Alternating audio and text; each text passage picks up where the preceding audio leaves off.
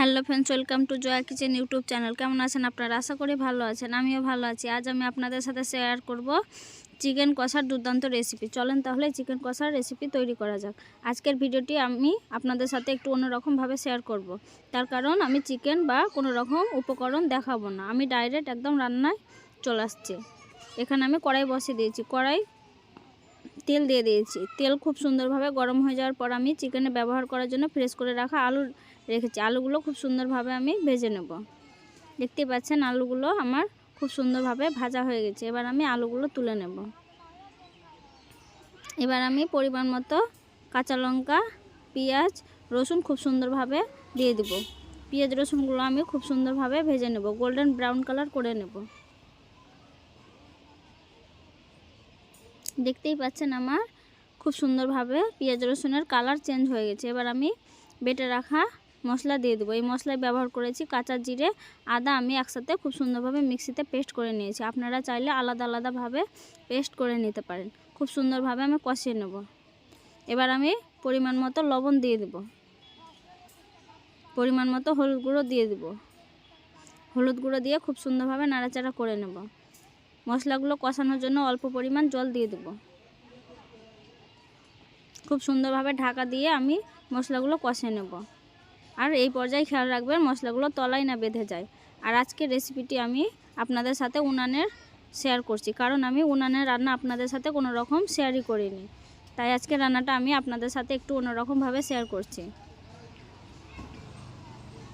আপনারা সবাই রিকোয়েস্ট করে বলেছিলে দিদি একটু অন্যরকমভাবে চিকেনের রেসিপি শেয়ার করো, তাই আমি আপনাদের সাথে অন্যরকমভাবে চিকেনের রেসিপি শেয়ার করছি। এবার আমি কেটে রাখা একটা টমেটো কুচি দিয়ে দিই।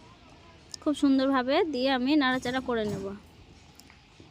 আপনারা যারা উনানের রান্না খেয়েছেন তারা অবশ্যই জানেন গ্যাসের রান্নার চেয়ে উনানের রান্না খুব টেস্টি হয়।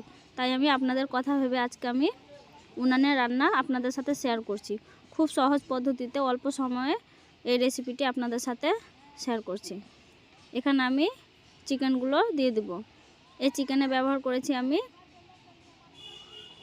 এখানে আমি আলু আর পা ব্যবহার করেছি। আপনারা চাইলে ট্যাংটা নাও ব্যবহার করতে পারেন বা স্কিপ করে যেতে পারেন।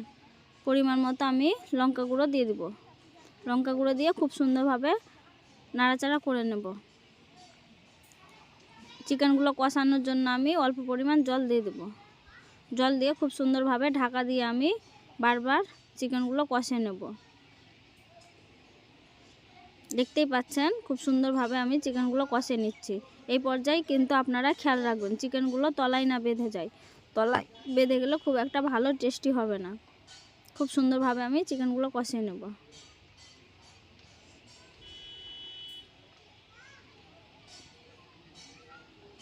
আশা করি এই সুন্দর রেসিপিটি আপনাদের সবার পছন্দ হবে। বাড়িতে অবশ্যই ট্রাই করবেন আর কেমন হয়েছে আমাকে কমেন্টে জানাবেন। এবার আমি মিট মশলা দিয়ে দেবো। মিট মশলা দিয়ে খুব সুন্দরভাবে কষিয়ে নেব। আমার দেখতে পাচ্ছেন আমার চিকেন কষা হয়ে গেছে। এবার আমি পরিমাণ মতো জল দিয়ে দেবো। অল্প পরিমাণ জল আমি ব্যবহার করেছি, কারণ এই রেসিপিটি চিকেন কষার রেসিপি। তাই আমি আমার চিকেনগুলো ভাজার সময় খুব সুন্দরভাবে সব কিছু সেদ্ধ হয়ে গেছে। এবার আমি আপনাদের পরিবেশন করে দেখাচ্ছি। আশা করি এই সুন্দর চিকেন কষার রেসিপিটি আপনাদের সবার পছন্দ হয়েছে। অবশ্যই লাইক, কমেন্ট, শেয়ার করবেন আর পাশে থাকা বেল আইকনটি ক্লিক করবেন যাতে আপনি আমার সমস্ত ভিডিও সবার আগে পেতে পারেন। আর প্লিজ একটু আমাকে সাপোর্ট করবেন যাতে আমি আপনাদের একজন ফ্যামিলি মেম্বার হতে পারি। আর ভিডিওটি দেখার জন্য ধন্যবাদ।